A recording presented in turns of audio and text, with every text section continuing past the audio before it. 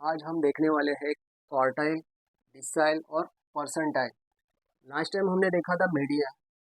हमें मीडियन ही सीखना है, लेकिन क्वार्टाइल, डिसाइल और परसेंटाइल इसकी वजह से यहाँ पे जो n/2 है उसमें चेंज होने वाला है। तो चेंज कैसे होता है देखिए।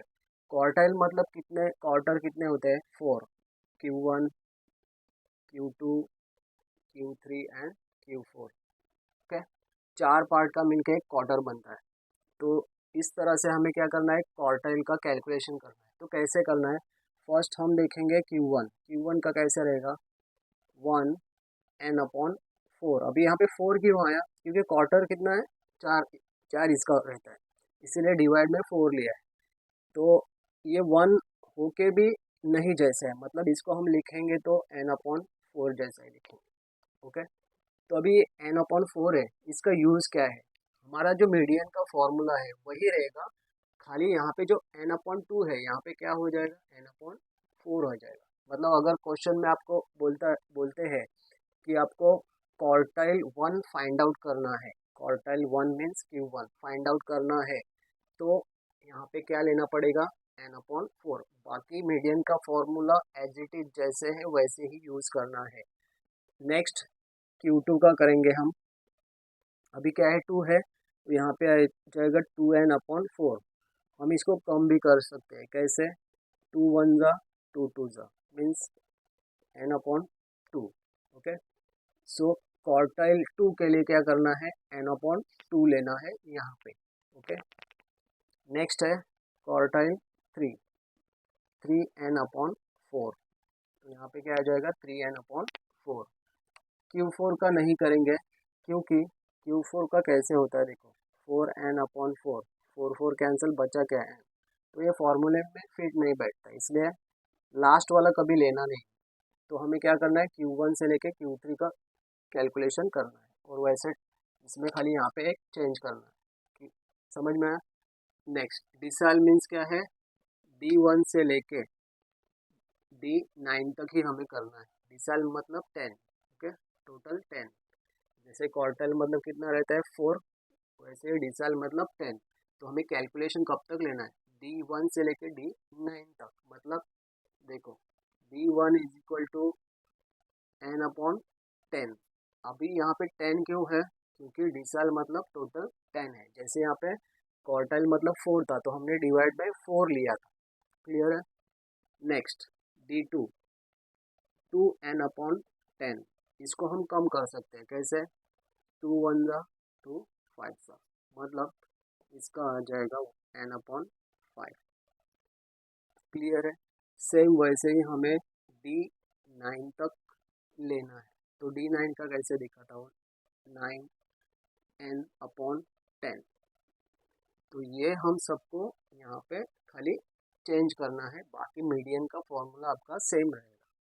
मतलब अगर क्वेश्चन में आपको पूछा जाता है कि decile ninth decile find out करो, तो हमें ये यूज़ करना है। 7th डिसाइल फाइंड आउट करो, तो D7 का हमें लेके सॉल्व करना है। परसेंटाइल मतलब टोटल परसेंटेज कितने रहते हैं, 100। ओके, कितने रहते हैं, 100%। ओके, तो इसका क्या है, P1 से लेके P99 तक हमें कैलकुलेशन करना रहता है। ओके, लेकिन क्वेश्चन में इतना सारा नहीं रहते। या तो आपको क्वार्टाइल पूछेंगे, या तो डिसाइल, या तो परसेंटाइल। ओके, या तो दो पूछेंगे, क्वार्टाइल और डिसाइल, ऐसा। तो अभी P1 का कैसे लिखेंगे, P1 is equal to n/100। 100 क्यों, परसेंटाइल कितना रहता है, टोटल 100। वैसे ही P2 का क्या रहेगा, 2n/100। इसको कम करेंगे तो 2 1 ज़ा 2 5, मतलब n/50 हो जाएगा। तो ऐसे आपको करके P99 तक फाइंड आउट करना है, मतलब 99 n/100। P1 से लेके 99 तक आपको फाइंड आउट करना है। समझ में आया। मीडियम के खाली इस यहाँ पे चेंज करना है, उनका जो भी पूछा जाएगा ना, तो जैसे बोला है वैसे आपको यहाँ पे खाली वो चेंज करना है। तो हम इससे रिलेटेड एक सम देखेंगे या क्वेश्चन देखते हैं, तो आपको वो आइडिया आ जाएगा कि किस तरह से ये सॉल्व किया जाता है।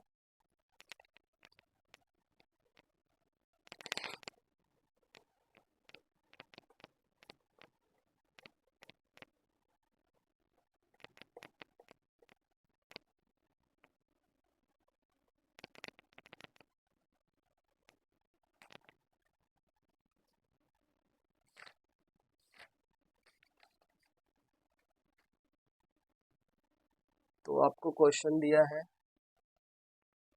क्वेश्चन में यहाँ पे लिखता हूँ डेली वेजेस, डेली वेजेस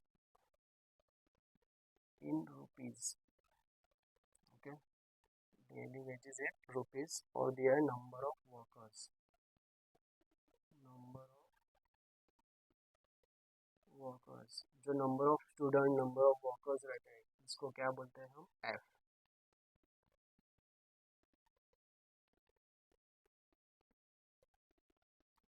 तो यहाँ पे हम क्वेश्चन लिखेंगे 10 से लेके 15। क्वेश्चन जब सॉल्यूशन करते हैं तो क्वेश्चन भी आपको कॉपी करना रहता है।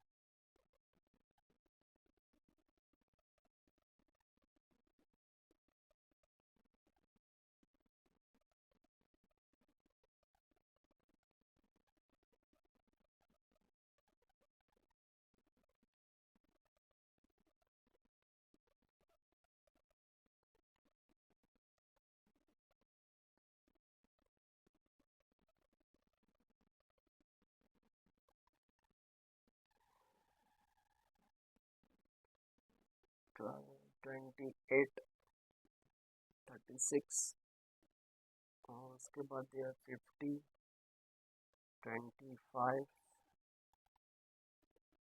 18, 16, 10 और 5।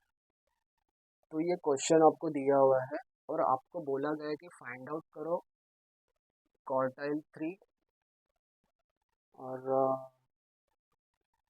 डिसाइल, सेवेंथ डिसाइल, डिसाइल 7 मतलब D7 and 87th percentile, okay, 87 percentile. ये तीन आपको पूछे गए, क्वार्टाइल 3, डिसाइल 7 और परसेंटाइल 87, ये तीन आपको क्वेश्चन में पूछे गए।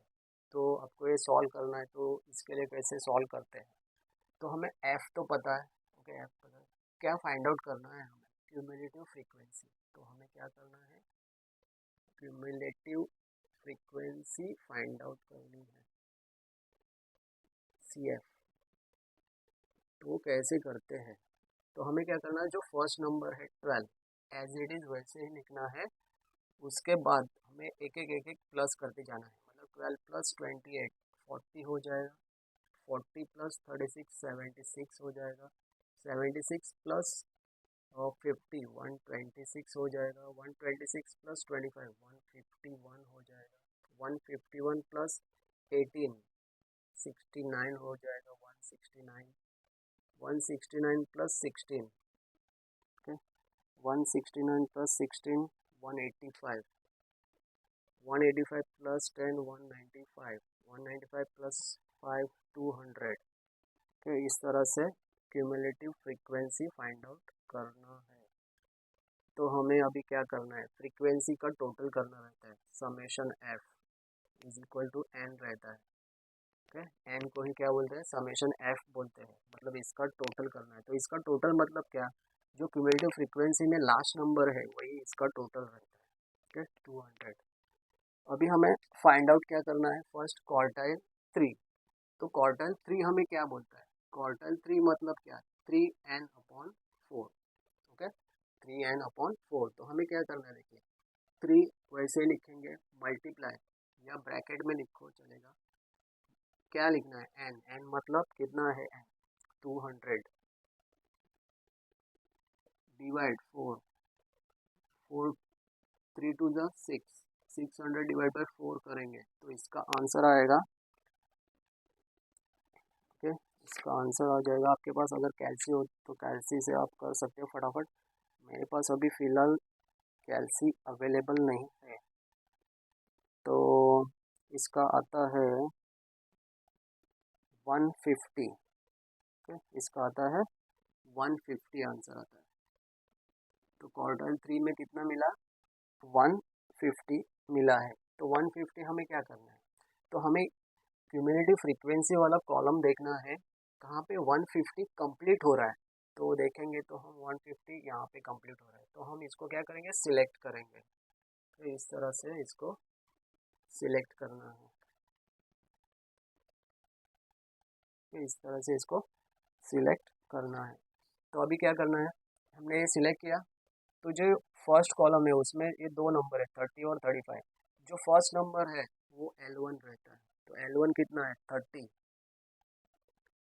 L1 कितना है 30, L2 कितना है 35, फ्रीक्वेंसी कितना है 25। और क्यूमुलेटिव फ्रीक्वेंसी के लिए क्या करना है, ये क्यूमुलेटिव फ्रीक्वेंसी है तो ये नहीं लेना है, हमें उसके ऊपर वाला नंबर लेना पड़ता है, मतलब 126। ओके, ये हमारा क्या है, क्यूमुलेटिव फ्रीक्वेंसी है। ओके, जो सिलेक्शन वाला है वो नहीं लेना है, उसके ऊपर वाला लेना है 126। तो हमें ये सब मिल गया। ओके, इसमें अभी फिलअप करना है। तो यहाँ पे हम लिखेंगे क्वार्टाइल 3 इज इक्वल टू ये formula L1 plus L2 minus L1 bracket में। अभी हम क्वार्टाइल 3 का कर रहे हैं, मतलब 3n/4 ये नहीं लिखेंगे। ओके, n/2 रहता है यहाँ पे, वो नहीं लिखेंगे। तो हम क्या लिखेंगे, जो क्वार्टाइल 3 का है 3n/4 minus cumulative frequency divide frequency. तो L1 कितना है 30 प्लस L2 कितना है 35 माइनस L1 मतलब 30। ओके, ब्रैकेट 3n/4 कितना आंसर आया था 150 माइनस क्यूमुलेटिव फ्रीक्वेंसी कितनी है 126 डिवाइड बाय फ्रीक्वेंसी कितनी है f 25। तो यहाँ पे आ जाएगा 30 प्लस 35 माइनस 35, 150 माइनस 126, तो इसका आ जाएगा 24 डिवाइड 25। सो 30 प्लस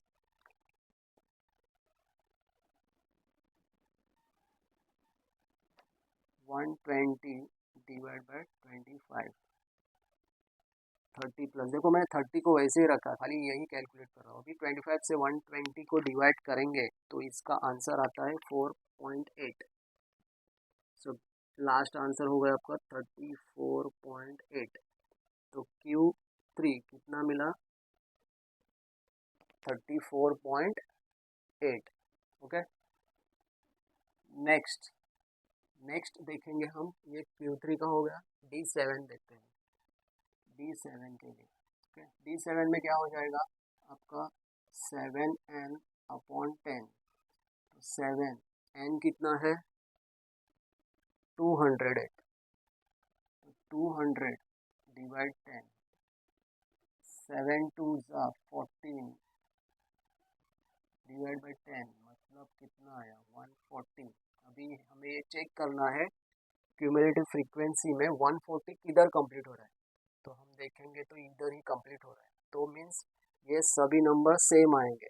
ओके, जो कैलकुलेशन किया है ये सेम नंबर आएंगे। तो हमें फिर से D7 के लिए ये मैं सब यहाँ पे फिर से नहीं लिखूँगा क्योंकि सेम वही सिलेक्शन हुआ है। देखो L1 वही है, L2 वही है, फ्रीक्वेंसी भी वही है और क्यूमुलेटिव फ्रीक्वेंसी भी वही है। तो मैं ये आपको लिखना है फिर से यहाँ पे, लेकिन मैं नहीं लिख रहा हूँ। ओके, ये फिर से यहाँ पे आपको लिखना पड़ेगा। तो मैं डायरेक्ट अभी ये फॉर्मूला लिख रहा हूँ, D7 is equal to L1 plus L2 minus L1। अभी यहाँ पे क्या आएगा 7n/10 minus cumulative frequency divide by frequency. L1 कितना है 30। ओके, यही सब क्यों है वो पता चला ना। हमारा आंसर क्या था 140। तो हम क्या करते हैं यहाँ पे चेक करते हैं 140 कहाँ पे कंप्लीट हो रहा है। देखो 12 40 यहाँ पे 140 कंप्लीट हो रहा है, सेम वही सिलेक्शन हुआ, इसीलिए मैं बोल रहा हूँ कि यही आपको कॉपी करना होता है, कॉपी करना पड़ेगा। ओके, सो 30 प्लस L2 35 माइनस 30 7/10, इसका आंसर कितना आएगा 140, माइनस क्यूमुलेटिव फ्रीक्वेंसी कितना है 126, डिवाइड बाय फ्रीक्वेंसी, फ्रीक्वेंसी कितना है 25, 30 प्लस 5, 114 में से 126 अगर माइनस करते हैं तो 4 और 14 आ जाएगा, डिवाइड बाय 25। सो अभी 30 प्लस इसका आगे 5 इंटू 14 करेंगे तो इसका कितना आ जाएगा 70,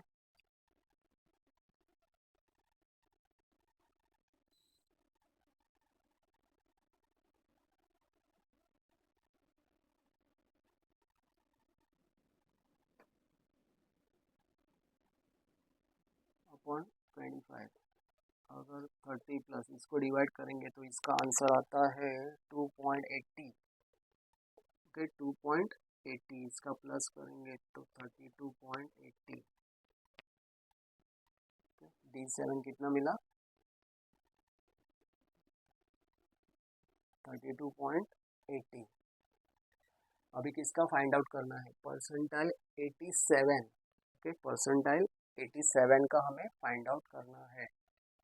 तो सेम आप इसी तरह से कर सकते हो, मैं खाली आपको एक दिखाता हूँ कि कैसे करना है शॉर्टकट में।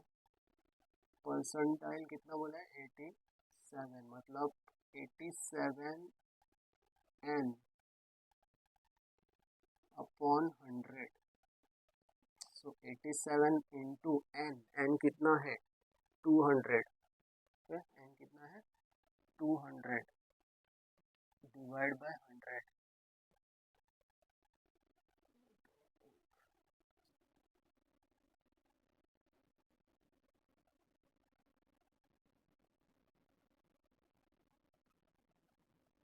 वन 174 इसका आ रहा है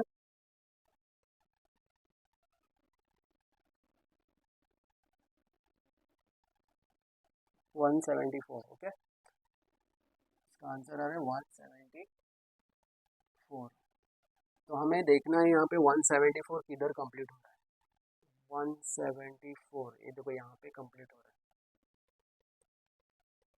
तो इसमें क्या हो जाएगा आपका L1 क्या हो जाएगा, L1 हो जाएगा 40, L2 हो जाएगा 45, फ्रीक्वेंसी हो जाएगा आपका 16, क्यूमुलेटिव फ्रीक्वेंसी आपका ये नहीं इसका ऊपर वाला मतलब 169। ओके, क्लियर है। P87 के लिए कितना मिला 174। तो हमने यहाँ पे चेक किया 174 यहाँ पे कंप्लीट हो रहा है तो हमने उसको सिलेक्ट किया, और L1 40, L2 45, frequency 16, cumulative frequency इसके ऊपर वाला एक नंबर मतलब 169। अभी हमें फॉर्मूला यूज करना है, तो फॉर्मूला कौन सा रहेगा, सेम रहेगा, खाली यहाँ पे क्या रहेगा 87n अपॉन 100। ओके, बाकी फॉर्मूला सेम, और आपको ये फिलअप करना है, सेम इसी तरह से सॉल्व करना है, सबको फिलअप करना है और सेम ऐसे ही सॉल्व करना है, आपको फाइनल आंसर मिलने वाला है।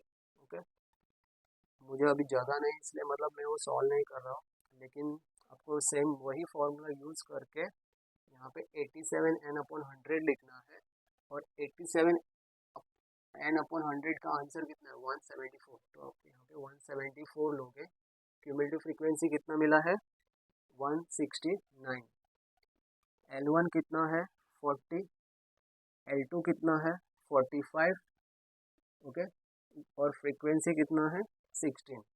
तो ये सब फिलअप करके आपको इसका कैलकुलेट करके जाना है, और L1 को सेम वैसे ही रखना है और लास्ट में खाली प्लस करना है।